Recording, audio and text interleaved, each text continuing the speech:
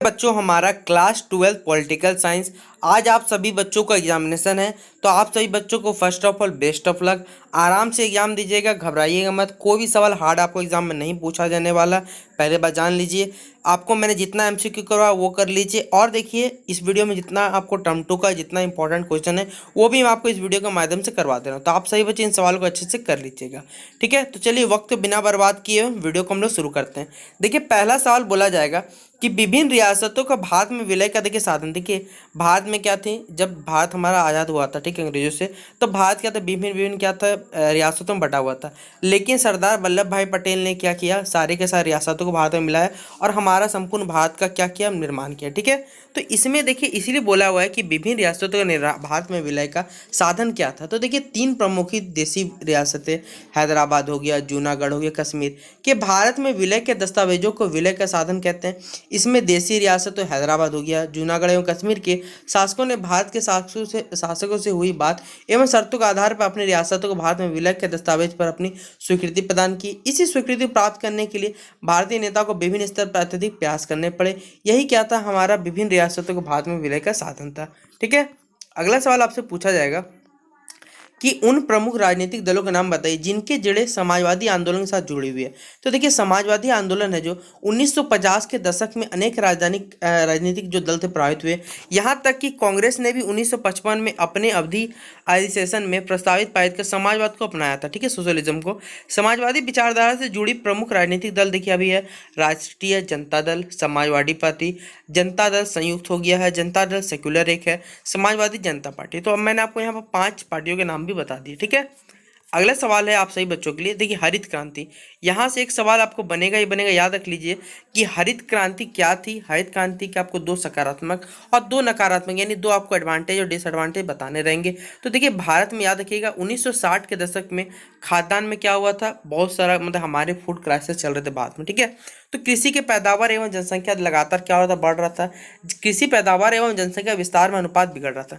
अनाज की कमी के कारण अमेरिका की गलत नीतियों एवं दबावों के बावजूद अमेरिका ने अनाज का आयात करना पड़ रहा था। इसी समय पर सूखे कारण अनाज उत्पादन का संकट और अधिक गहरा हो गया।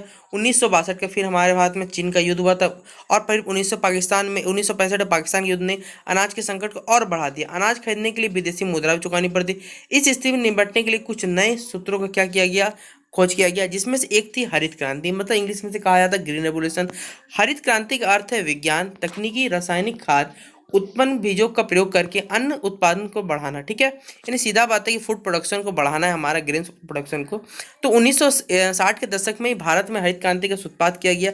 इसका प्रयोग केवल उन राज्यों में किया गया जो पहले से ही अपेक्षाकृत संसाधन ध्यान रखने वाले राज्य थे। इन राज्यों में हरियाणा सबसे पहले स्टार्ट हुआ था, पंजाब, उत्तर पश्चिमी उत्तर प्रदेश के थे।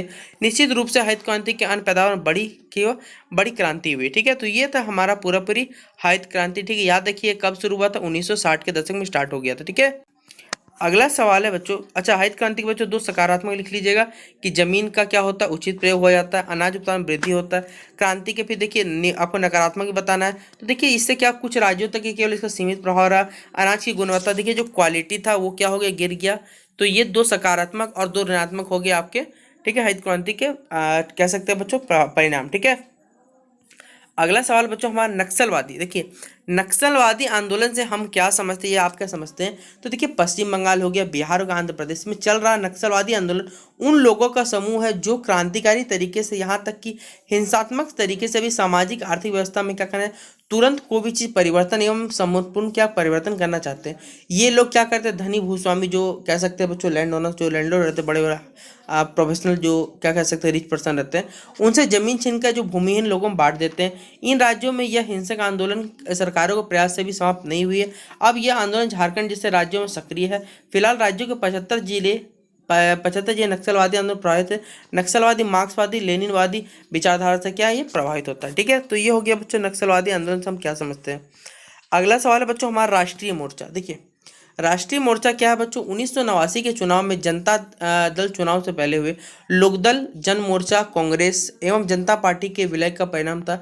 जनता दल ने फिर कई नई क्षेत्रीय दलों के साथ मिलकर राष्ट्रीय मोर्चा का गठन किया। इन क्षेत्रीय दलों में से तमिलनाडु की डीएम पार्टी, आंध्र प्रदेश की टीटीपी आदि। राष्ट्रीय मोर्चा ने 1989 के विश्वनाथ प्रताप सिंह के नेतृत्व में वामपंथी दलों एवं भाजपा के साथ समर्थन से क्या बनाई? सरकार बनाई थी। ठीक है, तो ये था बच्चों हमारा क्वेश्चन नंबर 12 हो गया। ठीक है, अगला सवाल बच्चों हमारा क्वेश्चन नंबर 13 है कि गठबंधन की राजनीतिक कारणों पर क्या करना है? प्रकाश डालना। तो देखिए 1989 के भारत में गठबंधन सरकार लगभग निरंतर चल रही थी। इसमें क्या था? देखिए इससे क्या फायदा था हम बताना है। तो क्षेत्रीय राजनीतिक दलों की बढ़ती जनसंख्या, राष्ट्रीय दलों के प्रभाव में क्या हो? गिरावट आ गई।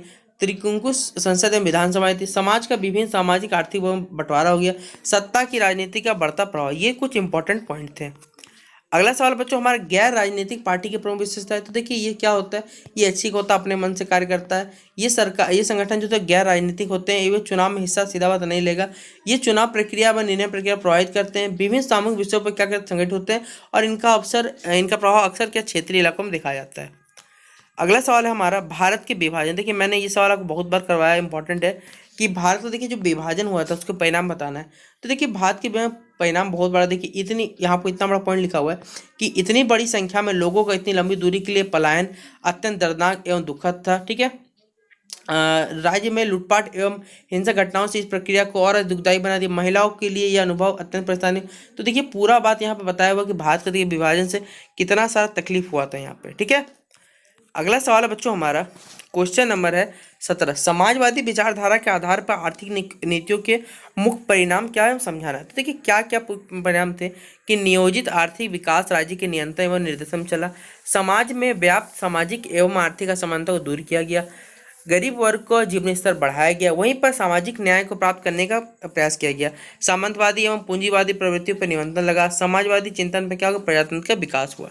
तो ये कुछ इंपॉर्टेंट पॉइंट्स थे। ठीक है, अगला सवाल है बच्चों हमारा क्वेश्चन नंबर 19 कि गठबंधन। देखिए गठबंधन मतलब हो गया सीधा बच्चों कोलिशन गवर्नमेंट की राजनीति के कारणों पर क्या करना? प्रकाश डालना। तो देखिए क्यों होता है ऐसा, हमें ये बताना है। तो देखिए यहाँ पर आप सही बच्चे देख लीजिएगा। तो देखिए यहाँ बोला हुआ है कि क्षेत्रीय राजनीतिक दलों की बढ़ती संख्या, राजनीतिक दलों के प्रभाव में क्या आ गई? गिरावट। त्रिकुंकुश संसद एवं विधानसभाएं थी। समाज का विभिन्न सामाजिक अर्थों वर्गों में क्या हो गया? आर्थिक वर्गों में बंटवारा हो गया।